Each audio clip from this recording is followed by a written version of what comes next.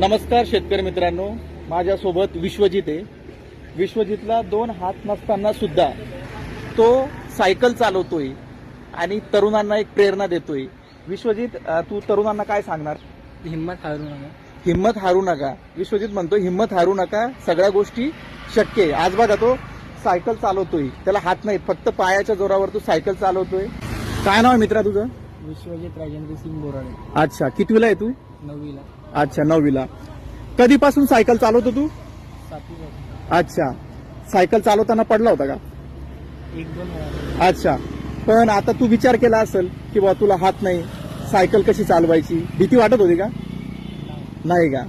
तू करून दाखवलं. आता तू सायकल कुठपर्यंत चालवू शकतो?